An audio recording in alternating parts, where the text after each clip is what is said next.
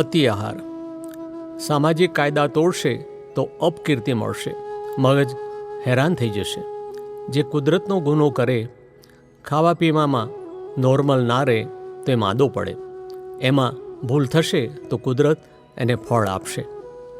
દાદા ભગવાન. જ્ઞાની પુરુષ દાદા ભગવાન ખાવાની બાબતે સરસ વાત કરે છે. એક ભાઈને દાદા ભગવાન પૂછે છે, તમે આઈસ્ક્રીમની કેટલી ડીશ ખાઈ જાઓ? તે ભાઈ કહે, 10 ડીશ. દાદા કહે છે, તો વધારે ડીશ ખાનારા જાડા પણ વધારે હોય ને? પેલો ભાઈ કહે, ના દાદા, પાતળા વધારે ખાય જાડા કરતાં. દાદા સમજાવે છે, 2 જાતના લોક હોય. કેટલાક રાહ જોઈને બેસી રહ્યા હોય કે આજે તો બીજી ડીશ આપે, ત્રીજી ડીશ આપે, ફરી આપે તો ખાવું, જ્યારે બીજાને જબરજસ્તીથી 2 ખવડાવે. આ બંનેના હિસાબમાં ફેર હોય. દાદા કહે છે, જે આવ્યું તે પેટમાં નાખી દેવાનું, એવું તે હોતું હશે. એક જણ તો શેર આઈસ્ક્રીમ ખાઈ ગયો હતો. અલ્યા, મેં પૂછતો ખરો, આજે ના મરી ગયો એટલે લોકો કહે, જુઓ ને પછી ગયો ને. અલ્યા, આ તો મેં રોગ પેસી ગયો. એ રોગ અંદર જામ્યા વગર રહે નહીં. પૂછ્યા વગર નાક કરે એટલે પેલી કેન્સરની ગાંઠો નીકળી પછી. આ રોગ બધા આહારને લીધે ઊભા થાય છે. દાદા કહે છે, શરીરને વધારે ખોરાકની જરૂર નથી. આ તો ટેવને લીધે કચરા ટોપલીની જેમ પેટમાં નાક કરે છે. થોડી કઢી ખીચડી ખાધી હોય તો શરીર 12 કલાક કામ આપે છે.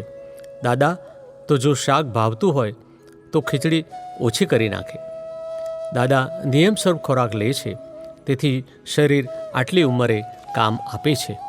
ભગવાને કહ્યું, જે માંસ વધારવા માટે ખાય છે તે બધા માંસાહાર કરે છે. ખાવાનું જીવવા માટે છે, દીવો હોલવાઈ ન જાય તે માટે. આ તો ખા કરે છે, તેથી શરીર બધેથી ફૂલે છે ને તુમડા જેવો થાય. જોકે જે ભોળા હોય તેનું એ શરીર ફૂલે. દાદાશ્રી કહે છે કે ભૂખ એ વેદના શમાવવાનો ઉપાય છે. બધા વિષયો વેદના શમાવવાના ઉપાય છે.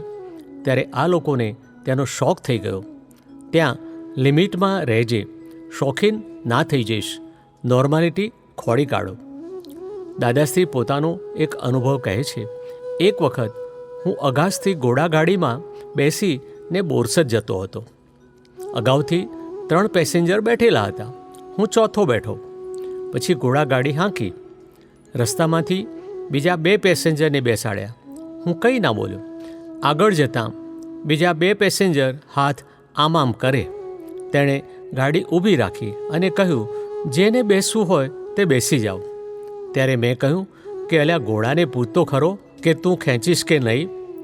એને પૂછતો ગાજતો નથી અને પેસેન્જર બેસાડ કરે છે. તું તો કઈ જાતનો માણસ છે? દાદા કહે છે કે એવું આ લોકોએ મેં પૂછ્યા વગર ખાવાનું નાક કરે છે, કશું પૂછતા નથી ને ઠોક કરે છે. દાદાજી તે ભાઈને પૂછે છે, જમતી વખતે તમને સ્વાદ આવે છે? શેમાંથી આવે છે? તે ભાઈ કહે છે કે ચા સરસ મળી તો સારી લાગે છે, ખાવાનું સારું મળે તો સારું લાગે, એ તો જીભને સ્વાદ આવે જ ને. દાદાશ્રી સમજાવે છે, માટે તેને દુઃખમાં દર્દ લાગે છે. જો આમાં સુખ ના લાગે તો પેલા દર્દમાં દુઃખ ના હોય. જ્યાં સુધી સુખ લાગે છે ત્યાં સુધી દુઃખ આવ્યા કરવાનું. કારણ કે ભૌગોલિક સુખ ચાખ્યું તે ઉછેની લીધેલી વસ્તુ છે, લોન ઉપર લીધેલી છે, માટે લોન ભરપાઈ કરવી પડે. એટલે જો પૂતગલમાંથી સુખ ચાખ્યું એટલે એ પૂતગલનું દુઃખ આવે. ગરમીથી બહુ અકળાયેલો હોય ત્યારે ઠંડો પવન ખાય અને હાશ અનુભવે. આ લોન લીધી તે ભરપાઈ કરવી પડે. પછી થોડા ભાગમાં શરદી કે ફ્લૂ થઈ જાય, તે જ્યારે દુખે ત્યારે ભરપાઈ થઈ જાય. આપ્તસૂત્ર. આ સંસારમાં પોતાની માદકતાને લઈને પોતાનું સર્વસ્વ ભાન જતું રહ્યું છે. સંસારની બધી માદકતાઓ જ છે. ખોરાક માદકતાવાળો છે, ઇન્દ્રિયો માદકતાવાળી છે. જેને મદ ઉતરી ગયેલો હોય, જેણે માદકતાનો નાશ કર્યો હોય ત્યાં જાય.